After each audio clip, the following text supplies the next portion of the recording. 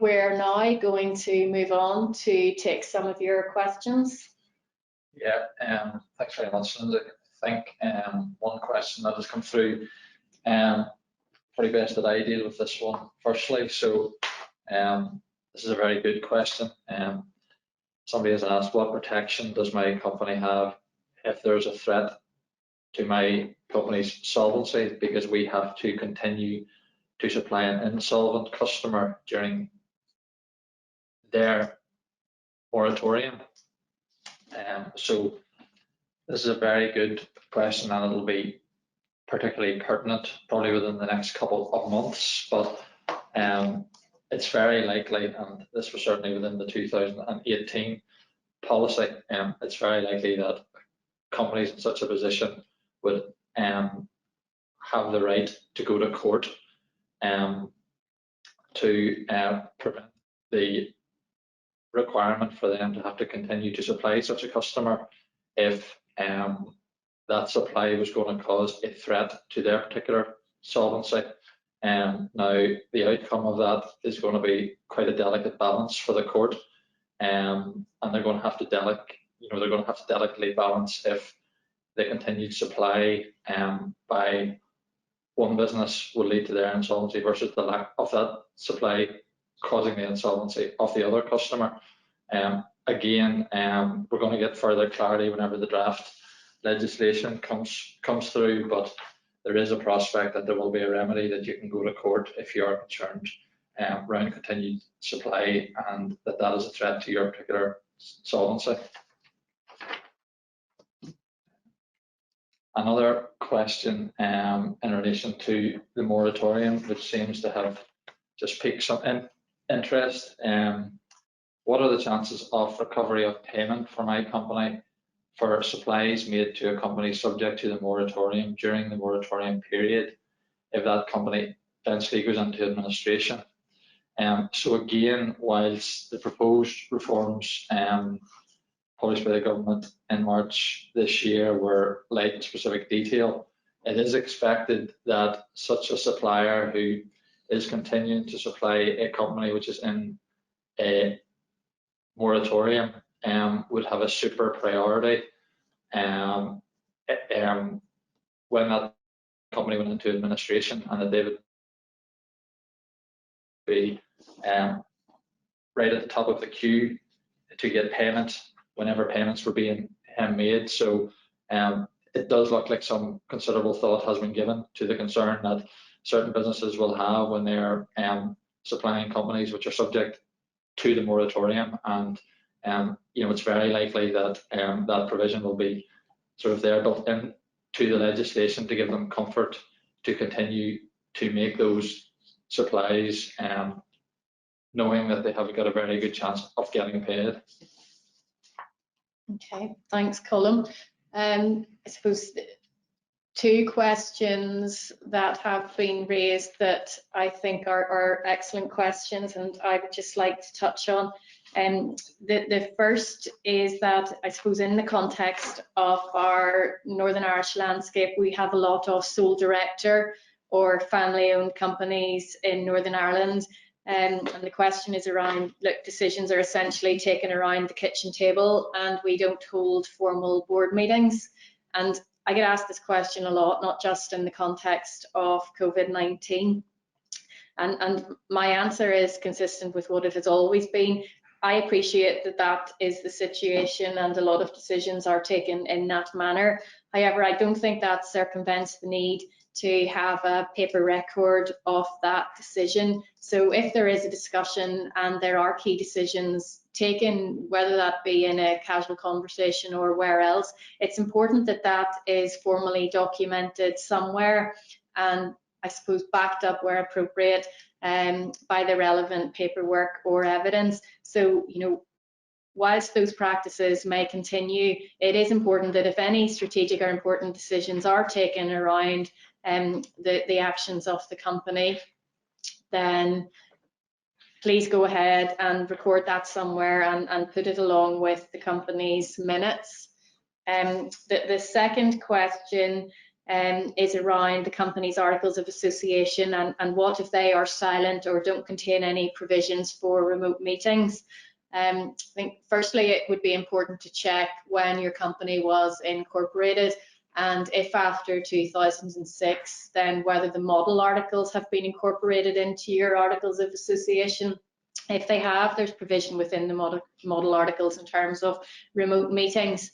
And if not, all is not lost, because the majority view, although whilst there's no definitive case on this, is that unless the articles expressly prohibit remote meetings and you have the consent of all directors who are eligible to receive notice and attend, and they are happy to proceed with the remote meeting in whatever format that may take, then you should proceed to do that, keep a note of the meeting, and then circulate the minutes at the end of it.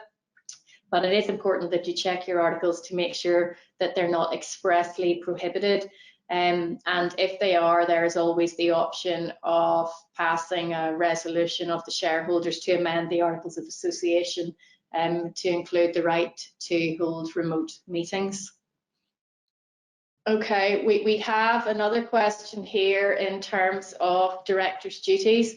And a query around whether legally there is no distinction between non-executive directors and directors, and whether that is correct. For those of you who may not be familiar with those terms, executive directors is usually used to refer to those directors within a company who have a job title and executive or day-to-day responsibilities. As I mentioned, such as your sales director or your HR director.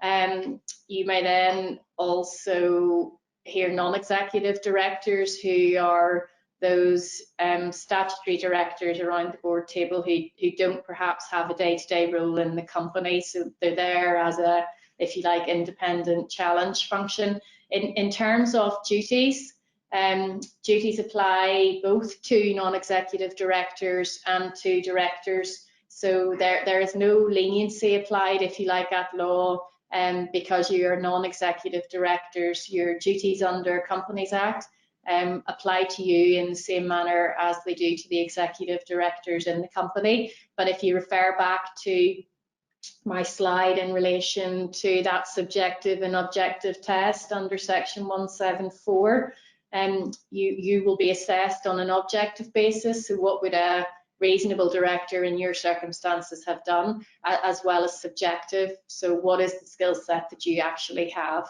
And in that context, for example, in terms of finance, it may be determined that a finance director has a slightly higher skill set in the area of finance, as would be expected. Yeah, just one other question coming through, and a couple of sort of various themes on it, but one from somebody who runs a restaurant business, and it's just a general question about being concerned about solvency and when the business will open, and concerns for breach of duties and general steps which should be taken. And I suppose for any business with concerns around solvency, I think it's very important to speak to your lawyers, speak to an insolvency practitioner very early within the process. And we've also found, it's usually very beneficial to reach out to creditors, reach out to lenders, and flag up the issues that you're having, and try and come together and try and get a plan in place. I think sometimes companies that bury their head in the sand don't tend to do very well towards the end of that particular process. And lenders now, especially within the current circumstances, and suppliers and contractual counterparties, we have found that they're very open to having conversations, and they're very mindful of the various pressures that are facing businesses. But I suppose the key advice would be speak to an insolvency practitioner, speak to your lawyers early within the process, formulate a plan, and reach out and speak to banks, speak to suppliers, speak to other contractual counterparties, and try and get the top of the situation really as soon as possible. I see there a very interesting question has been raised in terms of a director who has been furloughed. I presume there that in terms of the term director, that means an executive director with a role in the company.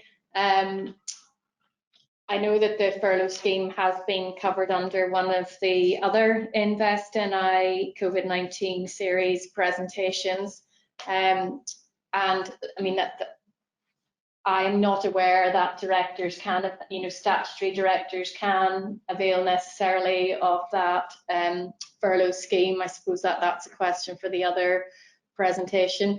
But if you are on furlough and you're an employee, it is the case that you can't work during that furlough period, so you can't take on any duties at present for the company, and therefore if you are really a statutory director in that position, that is going to be difficult for you in terms of complying with your duties as a director. So on that question in particular, that is one where you potentially could find yourself in difficulties if you are a statutory director, because as we've heard, your duties to the company continue through these circumstances and they don't disappear,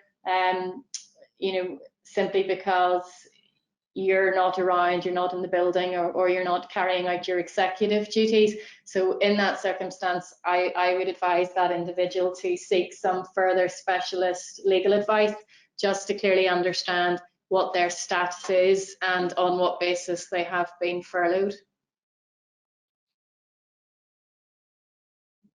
I see there, of course, a question from a small business.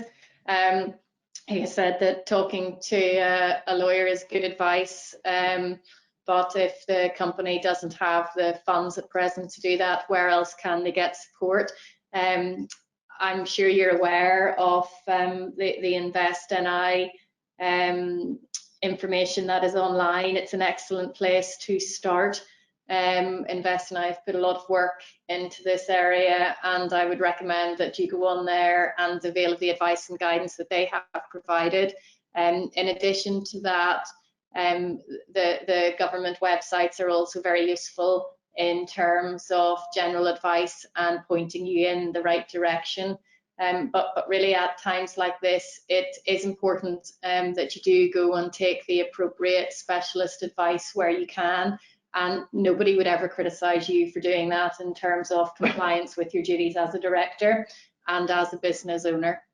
That is the end of the webinar. Thanks to everyone for listening, and as Colin was said, if you do have any further questions, don't hesitate to get in touch with either Invest NI or ourselves.